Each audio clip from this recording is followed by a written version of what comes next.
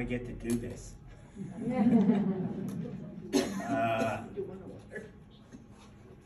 Want to thank all of our members and guests for coming out today to our program, where our speaker will share a little bit of knowledge on this mysterious female traveler on the Santa Fe Trail, although now we know her name. I'm sure we're going to learn quite a bit more about her. Our speaker, Christine St. Vrain Fischahs, has very strong family ties to New Mexico, going back to the 1820s, when her fourth great uncle, Vrain St. Vrain, ventured from St. Louis, Missouri to Taos, New Mexico. Christine is a retired paralegal. I hope you're retired, because she's been doing an awful lot of research in genealogy and history, and writing all about her findings. She is a current member of the Taos Mountain chapter of the Daughters of the American Revolution, the Santa Fe Trail Association, and the St. Vrain Mill Preservation and Historical Foundation, and that is over near Mora. For those of you who go to pick raspberries, you know exactly where that mill is located. In addition, Christine has been very active with the publications for the New Mexico Genealogy Society, and also for the Santa Fe Trail Association, where she created their website and to commemorate the 200th anniversary of the Santa Fe Trail. We are delighted to welcome you back, Christine. Before asking you to come up, I do want to recognize the members in the audience from the Taos Mountain chapter of the Daughters of the American Revolution. We have Pat Berger, New Mexico State Regent. We have Meredith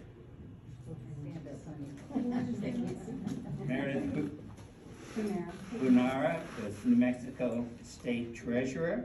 We have Sheila Hartfeld and Jackie Chase, who are also members of the Taos Mountain chapter of the Daughters of the American Revolution, past regents, and current chapter regent. And honorary. Whenever you introduce this group, you got to make sure you got everything correct. It's all about And so, Christine, come on up. Thank you so much for coming here today.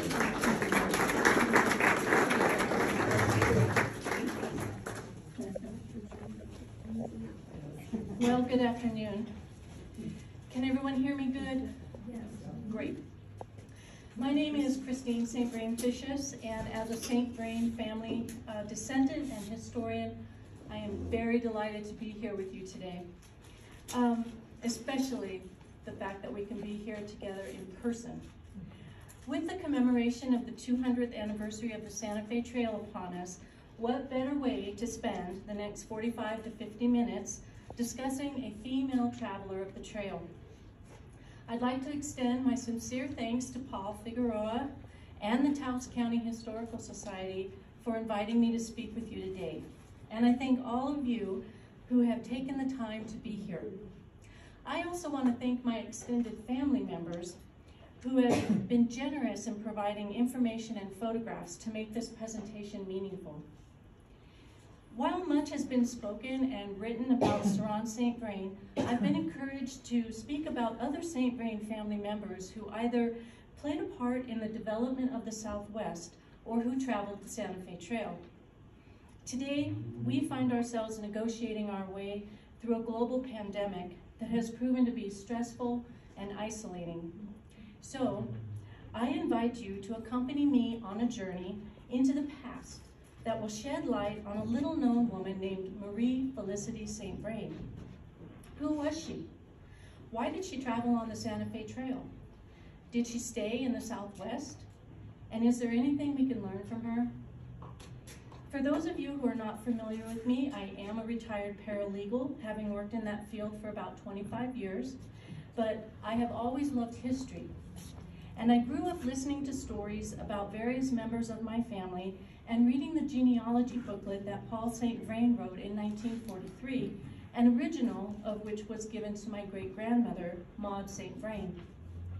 I would spend hours poring over the names inside and wondering about these people and their lives. And so it's no surprise that I became an amateur genealogist myself in 1999. The St. Vrain family has a long history in New Mexico, beginning with Saron St. Vrain, my fourth great-uncle, who first arrived in Taos in 1824 from St. Louis, Missouri. But there is also my great-grandfather, James Brooks Jones, who was Lieutenant Governor of New Mexico under Governor John Dempsey from 1943 to 1947, and who married Maud St. Vrain. Along with my great-uncles, James Jr., a Baton Death March survivor, the playwright, Preston St. Vrain Jones, and my grandmother and mother, all of whom were born in Albuquerque. Now, I'm pretty sure I was conceived in Roswell. Seriously though, when my grandparents moved briefly to Roswell, my mother fell for a young man from the New Mexico Military Institute. He joined the Army, and when he was stationed back east, I found myself born in Philadelphia, Pennsylvania. My parents divorced when I was 2, and so my mom and I headed back to New Mexico for a time. After living in various states and the country of Germany, I chose to live in Santa Fe for 16 years, my longest stretch anywhere. And I have now lived in Los Alamos for 10 years with my husband, Chris. I'm delighted to say that my daughter, Krista, my son and his wife, and my 2 grandsons also live there. Since my early retirement, things have stayed quite busy. Paul was very nice to mention some of the things that I'm involved with, so I'm just going to kind of paraphrase here because it was a rather lengthy paragraph filled with I, and I don't want to do that. I am involved in a lot of things. Of course, many of these things are historical in nature or have a love of history, like the Daughters of the American Revolution. But I am currently working on my first book, a biography of Saron St. Vrain entitled From Trails to Triumph. His story will be told from a familial perspective and will include chapters about various family members and others who made an impact on his life, including Mary. Now, as historians and writers, we do our best not to embellish antiquity to suit our fancy. Unless we have taken the path of writing a fictional story based on a study of past events, we strive to remain faithful to the facts left to us. However, interesting challenges present themselves when the evidence is scant, and we must, of necessity, theorize on pieces of information that have survived. I believe that finding oneself in this position should not deter one in revealing an interesting story. So let's start our journey. In 1821, the Santa Fe Trail became America's first international commercial highway through what today is Missouri, Kansas, Oklahoma, Colorado, and New Mexico. The trail also had 2 branches called the Mountain Branch and the Cimarron Cutoff. The mountain route provided more reliable access to rivers and springs, but was about 100 miles longer than the Cimarron Cutoff. The shorter Cimarron Cutoff was the favorite route in the early days of the trail, but grass for the animals was in short supply and water was scarce. You were taking a risk if you took this shorter route, and it was even called the Jornada del Muerto, or Journey of Death. Nevertheless, all manner of merchandise would be transported to the Mexican province of New Mexico, and silver, gold, wool, and mules would return to Missouri. The Santa Fe Trail was never intended to be an immigration trail like the Oregon Trail. Nevertheless, the trail would come to see some Eastern women accompanying or joining their husbands, and even settling in the Southwest. Yet few of these women have left tangible details of the circumstances related to their journey. Two women that do stand out in the history of the Santa Fe Trail are Mary Donahoe and Susan Shelby McGoffin. McGoffin, once known as the First Lady of the Santa Fe Trail, smartly kept a journal about her travels with her husband in 1846, giving readers the experiences of the journey from a woman's perspective. Although Mary Donahoe did not leave a diary or journal behind related to her 1833 trail travels, parts of her life have been assembled from recent research that provide insight into her story. These revelations have placed Mary Donahoe as the new First Lady of the Santa Fe Trail. And now, we can take a glimpse into the life of another woman who bravely ventured westward on the Santa Fe Trail in 1839 at the age of 16. That young woman was Marie Felicite St. Vrain, or Mary, as she preferred to be called. She did not travel the trail with a husband, nor was she traveling to join one. Although we have not been able to find a diary or any letters Mary may have kept regarding her travels on the trail, we are able to piece together parts of her life story from documents left behind concerning her family members, as well as census records, wills, and family lore. There are also 3 additional pictures of Mary that have been preserved. But the question begs to be asked: what would prompt a 16-year-old young woman to travel from Missouri on the Santa Fe Trail across the mountain branch to Bent's Fort in 1839? The fort, after all, was a commercial trade enterprise in the heart of Indian Territory, not exactly a tourist travel destination. Nevertheless, David Lavender, in his book, Bent's Fort, writes that, quote, "Legend whispers of another visitor, the first white girl, if the tale be true, to see those gray-brown and most unfeminine walls. She was 16-year-old Felicity St. Vrain," end quote. Lavender also wrote that Felicity was a niece and protege of Ceran St. Vrain, and that she was the daughter of Ceran's older brother, Felix. Mary did indeed have a connection to Bent's Fort, as mentioned through her uncle Ceran.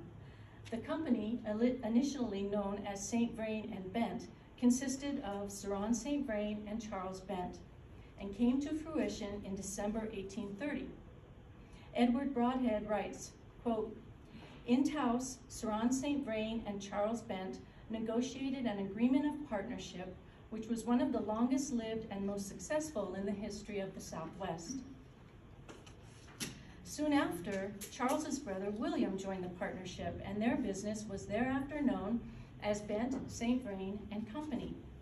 Their most noteworthy business venture was the construction of Bent's Fort near present-day La Junta, Colorado. Uncle Ceran had taken full advantage of southwestern trade prospects, and for reasons which we will examine, proved willing to chaperone his young niece Mary in 1839 on her journey of a lifetime.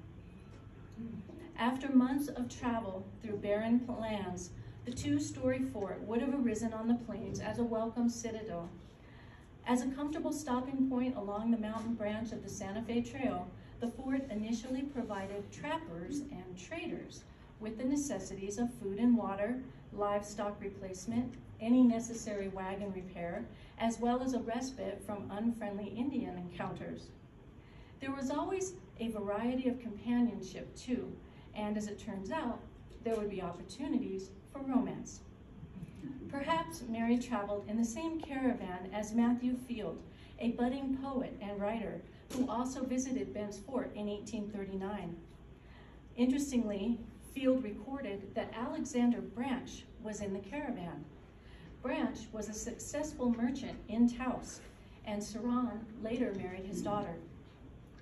While it's not certain at this time exactly which caravan Mary traveled with, what we can do is take a little time to build the context around Mary's family background, to understand the circumstances that would have influenced her in making such a bold decision as to visit Bent's Fort.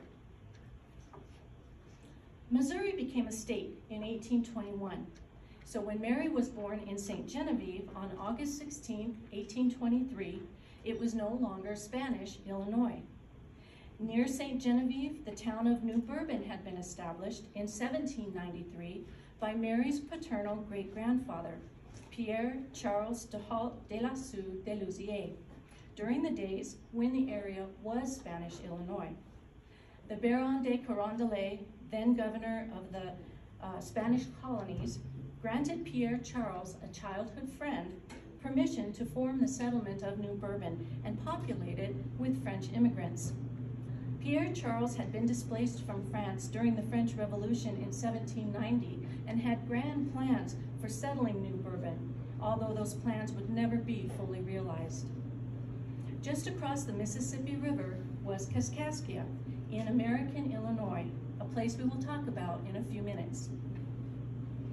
This is a picture which was hand-drawn by Mary's great-uncle, Charles de la Salle, depicting the family estate in France that was left behind when they came to America in 1790. It is preserved now at the Missouri History Museum in St. Louis.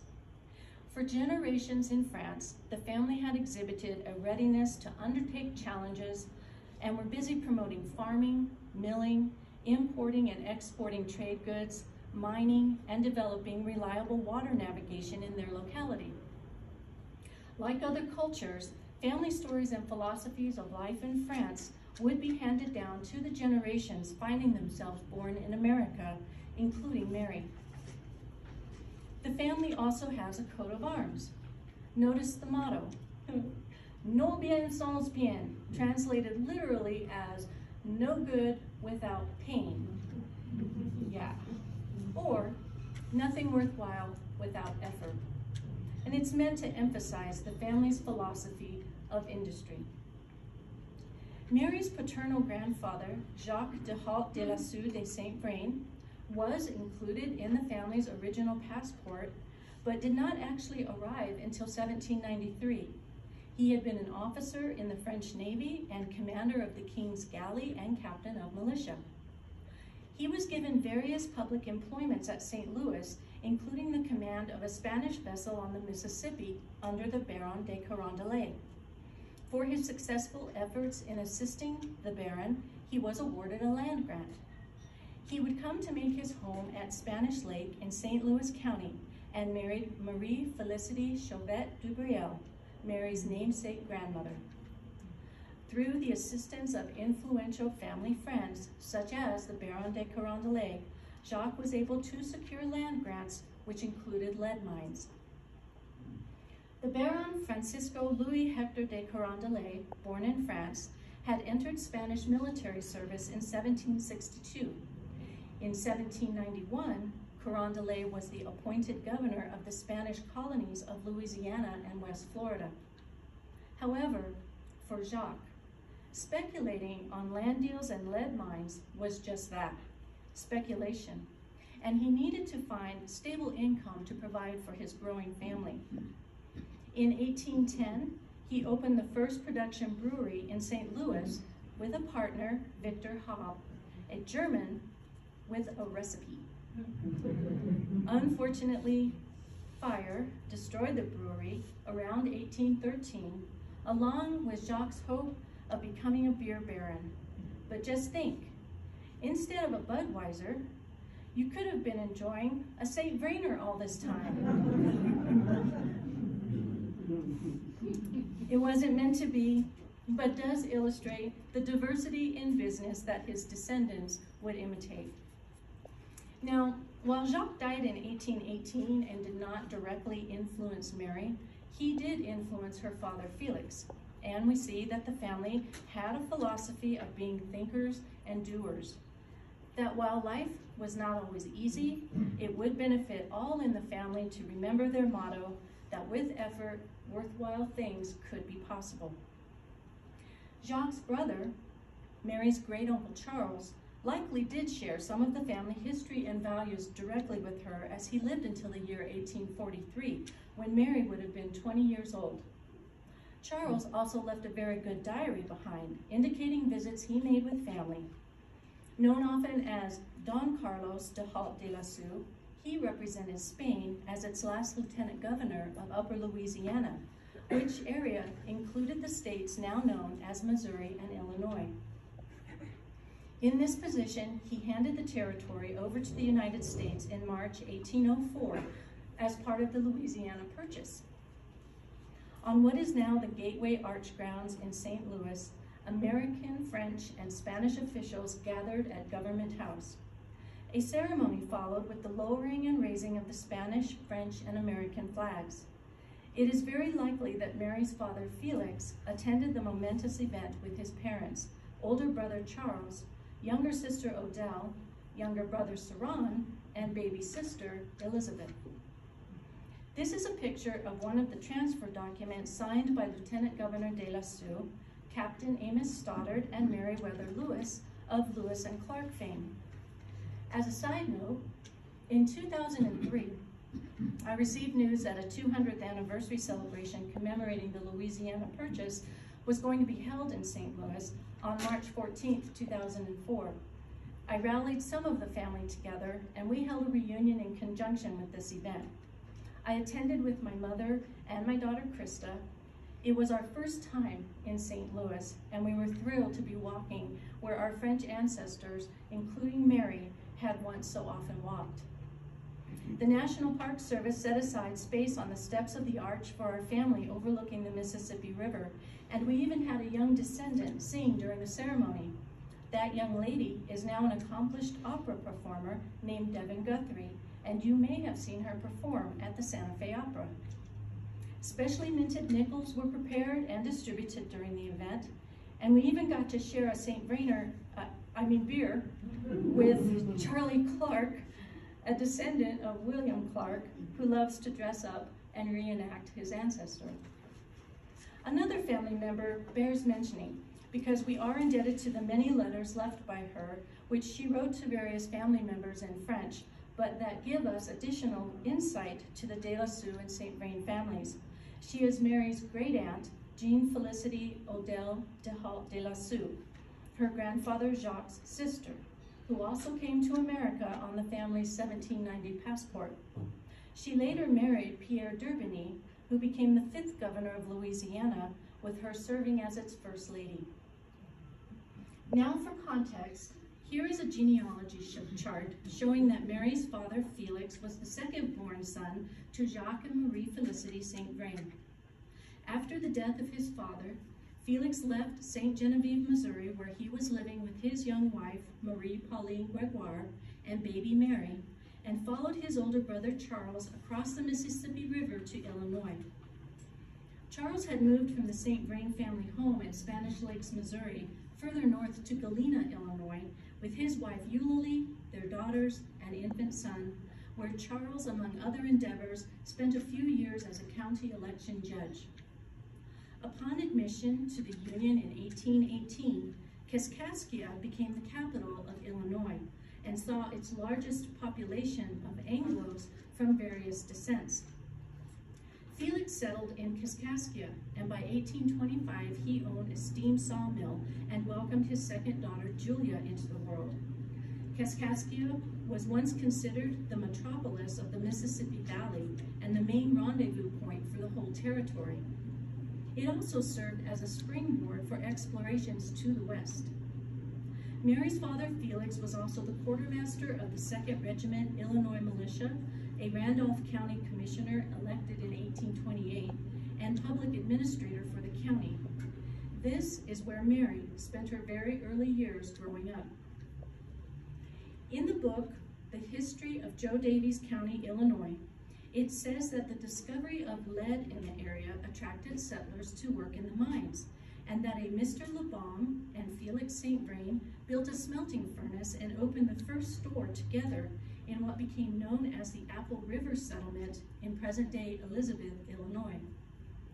In addition, their younger brother, Savinian St. Vrain, after completing his education, followed his brothers to Illinois, where in 1830 he married Virginia Menard.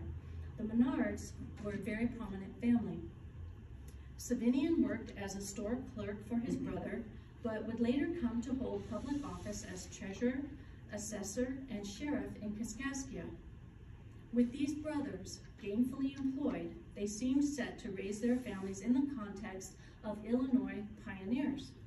And they would have been welcomed by the other settlers too, since life in early Illinois had maintained a French influence ever since traders entered the area in the early 1700s. Mary's parents were Felix St. Vrain and Marie Pauline Gregoire, whose family also hailed from France. Mary and Julia's sister Emma Angelique arrived in 1828, and twins Felix Jr. and Francoise in 1829. In the summer of 1830, their father was appointed to replace Thomas Forsyth as Indian agent for the Sauk and Fox nations. This appointment by the federal government also put Felix and Charles in closer working proximity to one another, since Charles had accepted an appointment as Indian agent and interpreter for the Winnebago tribe. In Felix's position, he was earning $1,200 a year, which is about $35,000 today. It was not a huge amount of money, but along with income from the smelting furnace, the family lived comfortably. On another side note, this picture of Mary's sister Emma was posted by a descendant of Emma on Ancestry.com, and I was thrilled to see it and add it to my collection. I remain hopeful that more photographs will be contributed. This slide shows a transcribed letter from Felix to William Clark in May 1831, describing the current state of affairs in the area. At the time, William Clark was the superintendent of the St. Louis Indian Agency. The letter reveals an aspect of Felix's personality in that he preferred to treaty with the Indians rather than use military force. The influx of white settlers from Europe and the eastern United States impacted the Native Americans just as it had in other states and territories, and the government utilized Indian agents like Felix and Charles to manage affairs with the tribes. Well, meanwhile, Uncle Saran was not interested in following his brothers to Illinois. Instead, after apprenticing with Bernard Pratt in St. Louis, he determined to make his fortune further westward, in the fur trade, arriving in Taos, New Mexico in 1824. Previously thought to have arrived in Taos in 1825, this handwritten letter from Saran to Bernard Pratt and located in the Chateau collection at the Missouri History Museum is evidence that he arrived in 1824 after a long and troublesome voyage of 5 months that began in October 1823.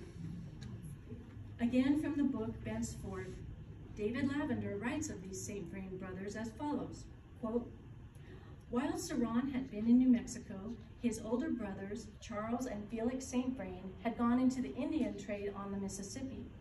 There they had won respect. When Thomas Forsyth had resigned in 1830 as agent to the Sauks and Foxes, Felix had been appointed his successor, and Charles St. Vrain worked with his brother as agriculturist and as interpreter for Governor Reynolds during the tense negotiations with Black Hawk's angry tribe," end quote. Felix was stationed at Fort Armstrong, Illinois, when the Black Hawk War began in 1832, while at this same time, the Bent St. Vrain Company was finalizing plans for Bent's Fort in Colorado Territory. The subject of the Black Hawk War is certainly fit material for a presentation entirely on its own merit. However, for our purposes today, we are simply trying to understand the circumstances under which a young Mary found herself during this turbulent time. As tranquil as this 1839 painting appears to be, to say that Mary was being raised with her siblings in a quiet and peaceful atmosphere would not be true. The most prominent tribes in Illinois were the Illinois, the Miami, Winnebago, Fox and Sauk, Kickapoo, and Potawatomi. Black Hawk was from the Sauk tribe. Plundering, kidnapping, and killing between Native Americans and white settlers were a constant threat. While the various tribes had tolerated the French traders in the 1700s, the encroachment of their lands by Anglo settlers caused conflicts. For example, one report from General Atkinson in 1832 stated that the Sauk attacked a settlement on Fox River where 15 were killed and 2 young women taken prisoners. Mary, was growing up in a hostile environment. Then, in May 1832, while on a mission to deliver dispatches under orders from General Atkinson, Felix and other members of his party were ambushed and murdered by a band of pro-Sauk Winnebago Indians. Felix's murder was particularly atrocious. The Indians, after killing and scalping 3 of his companions, cut off the head, hands, and feet of Felix. But they did not stop there. They cut out his heart, cut it up, and passed it in pieces to the braves to eat. This became known as the St. Vrain Massacre. At least one account reports, reports that the butchering started before Felix was dead. He was 33 years old, and the fear had become the reality. We do not have an image of Felix, but one of his granddaughters, Julie St. Vrain Fischahs of Detroit, Michigan, wrote that Felix was portrayed as being tall, slightly built, with black eyes and black curly hair worn rather long. Additionally, he wore a fringed jacket and boots that were donated by the family to the St. Genevieve Historical Museum for display. Felix's brother-in-law, then General George W. Jones, identified his body at the time of the murder and brought the items to the family. Unfortunately, no one at the museum seems to know where these items are located today. General Jones later became a United States Senator from Iowa, and he and his wife, Josephine Gregoire, adopted Felix's daughter, Julia. In the Missouri History Museum, there is an Indian motif pillowcase that bears a small amount of blood. It is an item that Felix was carrying with him when he was murdered. And I will add that it was very moving to see this in person. I remain so grateful to the staff at the Missouri History Museum who brought this item and others out for me to see and photograph. And this slide shows information stored at the National Archives in Washington, D.C. related to the report of Felix's death by a party of Black Hawk's band. The manner of his death was utterly devastating to the close-knit St. Vrain family, and Mary's namesake grandmother never fully recovered from it. She was in a painful state of despondency, telling her brother-in-law Charles de Halt de la Sioux, quote, "As you see me, I desire only death," end quote. Well, Mary's mother was not immediately told the details of her husband's gruesome murder. Instead, she and the children were quickly sent across the river to her father's home in St. Genevieve, Missouri. Mary would have been familiar with her maternal grandfather's home, but she was just 9 years old at the time and would have been terribly confused and frightened. Uprooted from her childhood home, unable to understand why her father would not be coming back, concerned for her distraught mother, and doing what she could to help her siblings, Mary suddenly found herself forced to grow up quickly. Felix died without a will, but this recorded document lists his 5 children, Mary, Julia, Emma, Felix, and Francoise, as his heirs. In June 1832, Illinois Governor John Reynolds wrote to Secretary of War Lewis Cass, asking him to appoint Felix's brother, Charles St. Vrain, to the Indian Agency at Rock Island County, Illinois.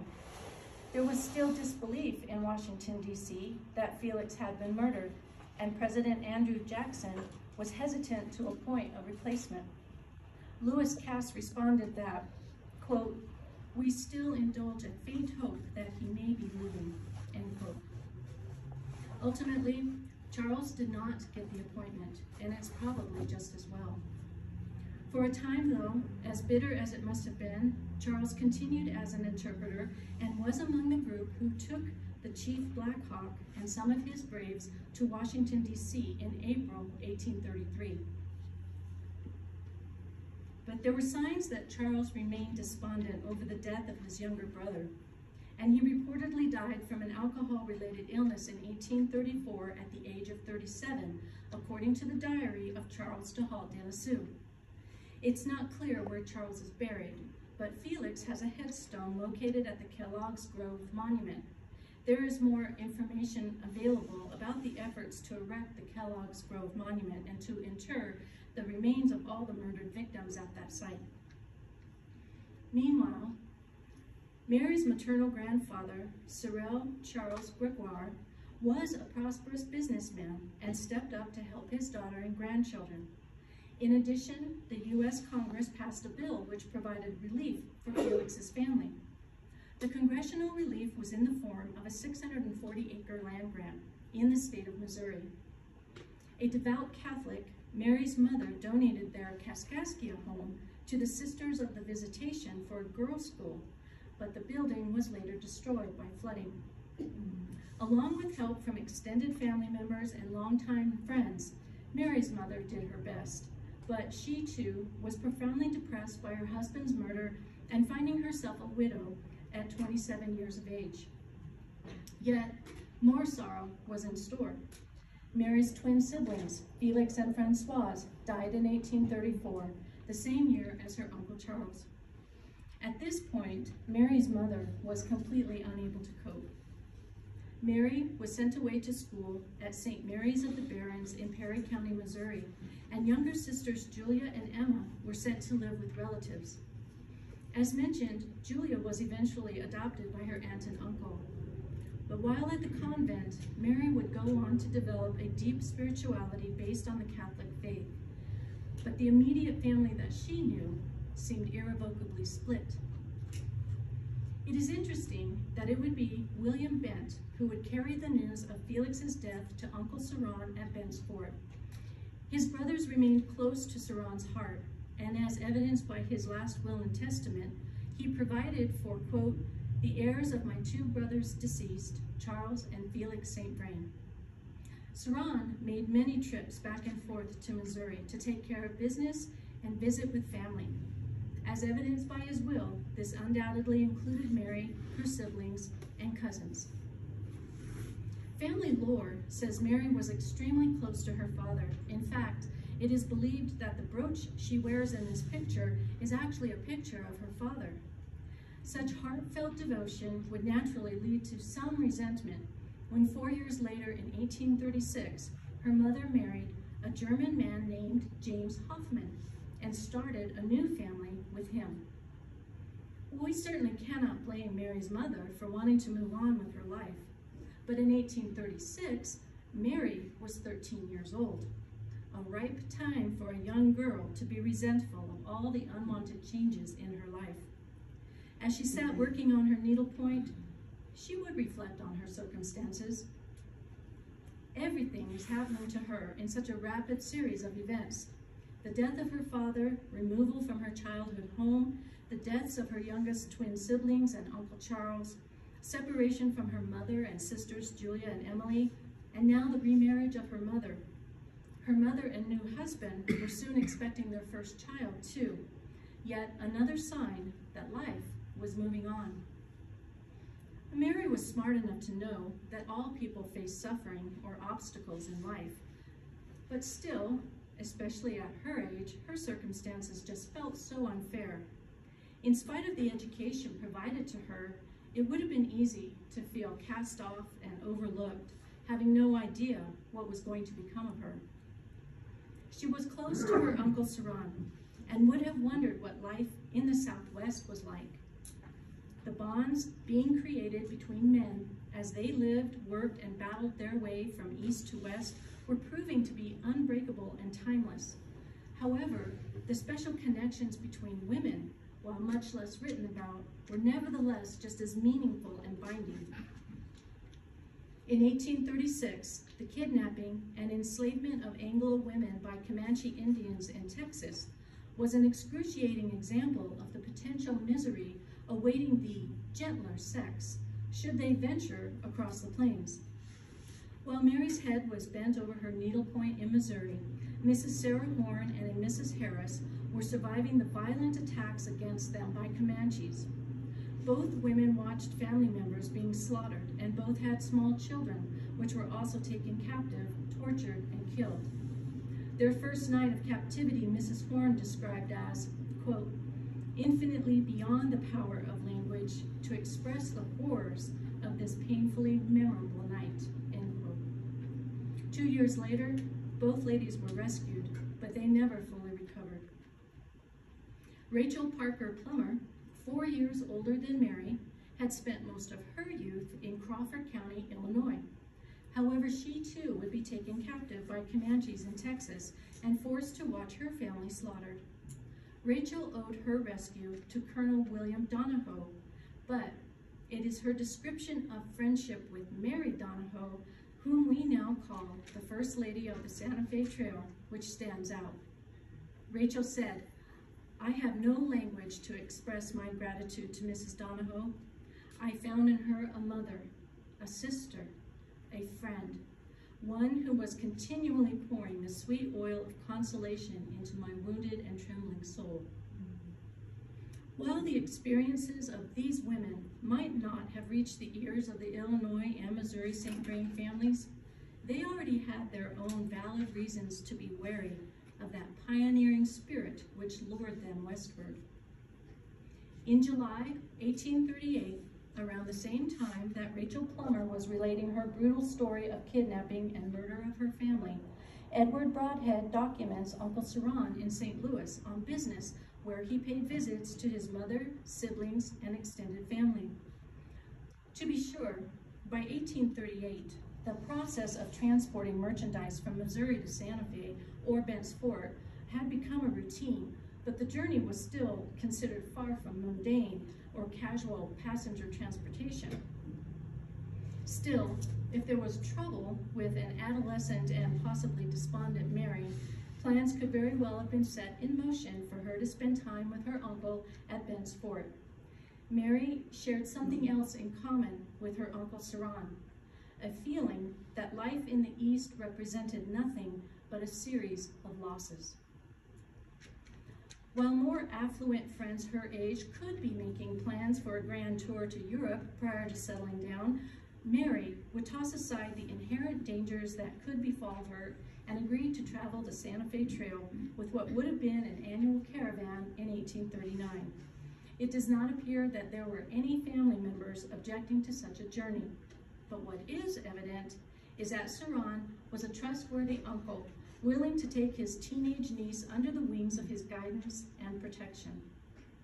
Whether it was lingering depression or a youthful desire to see places unknown, what spirit, what fortitude, or what trepidations ran through Mary's mind as she left her needlepoint behind and raised her foot to board the westward wagon. Growing up in Kaskaskia, and with a father brutally murdered, Mary was more than familiar with the possibility of hostile Indian attacks, but travel down the Santa Fe Trail presented a host of additional hazards. Wagons broke down, animals stampeded, there were violent storms of rain and hail, and sand pelted the caravans. There was a host of accidental injuries that could occur at any given moment. Whatever the cause of melancholy for Mary, she would have had many nights on the trail, contemplating her young life as she fell asleep under the bright stars of a vast sky in the open plains. She was on the journey. There is not a lot of information about the months Mary spent at Bent's Fort, not only because Mary didn't leave a diary, but also because all the paper records related to Bent's Fort were destroyed when it was abandoned years later. However, little changed with regard to the physical attributes of the fort. Upon her arrival, 16-year-old Mary would have seen the same things in 1839 that an 18-year-old Susan McGoffin saw in 1846. An adobe Mexican-style fort that rose up on the plains like an ancient castle. About 25 rooms that all had dirt floors, which were sprinkled with water several times a day to prevent dust.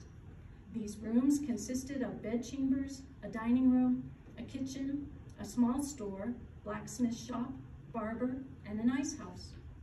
There was a well with good, clear water. McGoffin added, quote, "There is no place on earth, I believe, where man lives and gambling in some form or other is not carried on," referring to the fort's billiard room and racetrack. Mary would have been provided her own private room with 2 windows looking out on the plains and the fort's plaza. A bed, table and chairs, and a wash basin were furnished. She could have eaten meals in her room, but likely was a frequent guest in the main dining room. Within the safety of its high adobe walls, Mary would have felt secure. Surely, she must have written some letters to family members back home, and we remain hopeful that even one will turn up, perhaps tucked in a collection under another family name. Shortly after her arrival to Bent's Fort in 1839, Kit Carson developed a romantic interest in Mary. Now, some have contended that there's a discrepancy with this date because they say Kit was not employed by the fort until 1841. However, Uncle Saran and Kit had been friends since at least 1826, when a 17-year-old Kit was with Saran on the Gila River trapping expedition. Kit likely made many visits to Bent's Fort as a trapper during and after its construction prior to formal employment. Well, the flattered young Mary returned Kit's attention, thinking maybe the fort was not such a bad place after all. Enthralled with the attentions of Kit, I'm sure Mary realized, or was reasoning with herself, that she could make a happy family life as Kit's wife. But Uncle Saran opposed the romance and would not compromise. It wasn't that Kit was an unfavorable match per se, but rather the lifestyle of a roving mountain man's wife was not something that Uncle Saran envisioned for Mary. Taking a break from her sorrows in Missouri and having an adventure was one thing.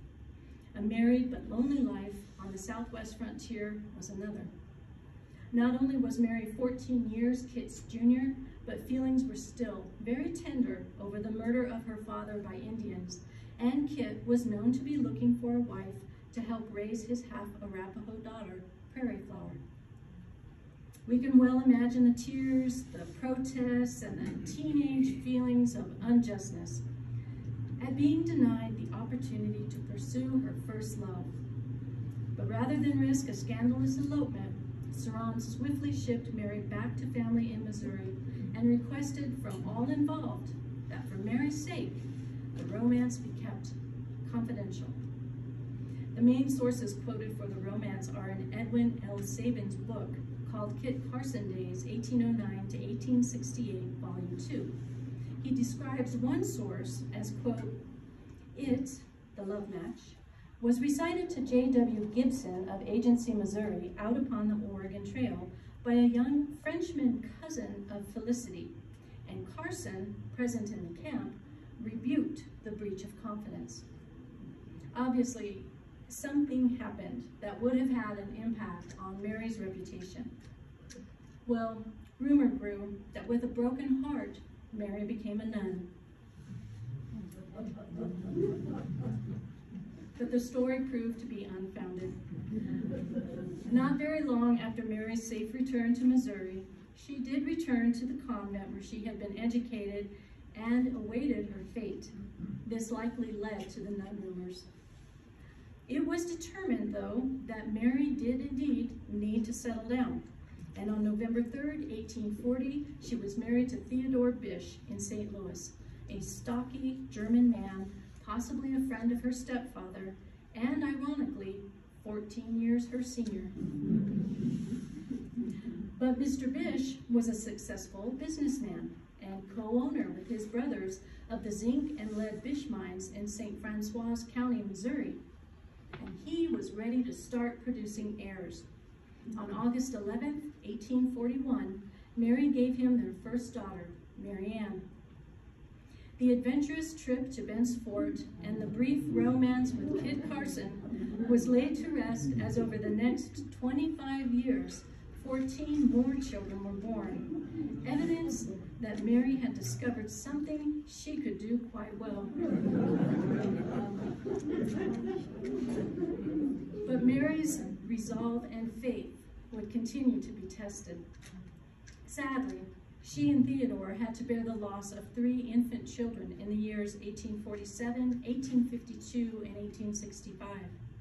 In addition, in 1858, eldest daughter, 17-year-old Mary Ann, who was like the summer rose, loved to bloom and fade away, died of pneumonia while attending a Catholic school in Davenport, Iowa. Arrangements were made to bring Mary Ann home for burial in St. Genevieve. For the next several years, Mary and Theodore did their best to carry on, and in 1863, Theodore would serve in the Civil War on the side of the Union as a private with the 5th Regiment, Company F, Missouri State Militia Cavalry, 2nd Organization. Then, in 1874, Theodore moved the family into a new home at DeSoto, Missouri. It was a fine home with lots of space for the children, and things were looking up. However, although the water from the well was clear and tasted good, it turned out to be filled with deadly typhoid germs.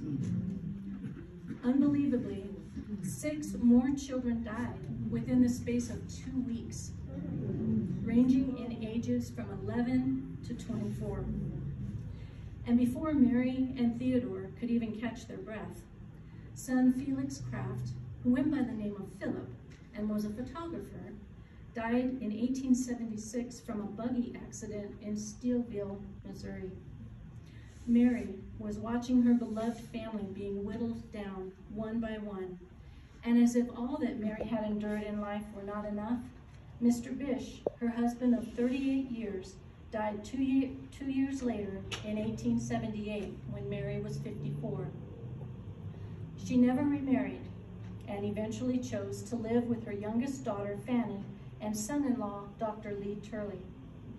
The 4 children that survived to adulthood shown here were Emily Ada, Theodore, or Bud, Benjamin, and Fanny Lee.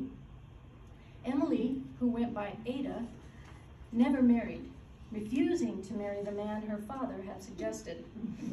But Bud, Benjamin, and Fanny all gave grandchildren to Mary. Mary would go on to live until age 79, passing away in 1902 at the home of her daughter Fanny in Bonne Terre, Missouri. This is the home, which still stands today, having been repurposed into apartments. And this is a newspaper obituary indicating that Mary's life was a shining example of Christian hope and faith and charity. Her descendants have confirmed that Mary would talk about Kit Carson to her grandchildren, evidence that she obviously reminisced about her time on the Santa Fe Trail and experiences at Bent's Fort. In this photograph, Mary is on the right, her daughter Fanny on the left, along with 5 of the grandchildren. Based upon the children in the photograph, it was taken in 1902, the year that Mary passed away. Mary is buried in St. Joseph Cemetery in Bonne Terre, Missouri, next to her son Benjamin. However, the actual headstone is missing. Recently, Mary's great-great-granddaughters placed a new plaque, but I have not enlarged the picture of the plaque because there was a mistake with dates and a replacement is being ordered. But it is delightful to see Mary's resting place being refreshed with a new marker. Well, the images fade, but what remains is a brave pioneer spirit, the gift of a gentle but hearty womanhood, and steadfast devotion to faith and family. What other young girls saw as impossible, Mary saw as an opportunity, and like her ancestors, she was an adventurer, a thinker, and a doer, and she was a survivor. As one of the first Anglo-American women to travel the Santa Fe Trail, Mary deserves recognition alongside her contemporaries. So in January 2017, I nominated Mary to the Santa Fe Trail Association's Hall of Fame, where she was accepted and inducted on September 30th, 2017 in Olathe, Kansas. Sadly, I wasn't able to attend, but those 2 great-great-granddaughters were, and 10 other descendants, and they witnessed the event on behalf of the St. Vrain family. And with the help of Henrietta Martinez Christmas and Rose Mestis Thompson, former co-chairs of the Historical Preservation Committee for the New Mexico State organization, Daughters of the American Revolution, along with the Via Grande chapter, DAR, in Los Alamos, we were successful in recognizing Mary with the Society's prestigious Women in American History Award in 2020. Mary is indeed another piece of the puzzle in the story of the Santa Fe Trail, and she will always be a heroine of mine. Her resilience and endurance in the face of so many obstacles and losses inspires me, and when I feel my own steps faltering, I remember Mary's example.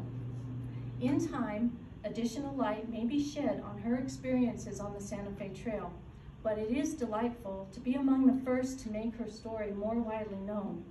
It's been my pleasure to share that it's not only the De La Sioux and St. Vrain men who possess an adventurous and life-loving spirit. I hope Mary is smiling. Thank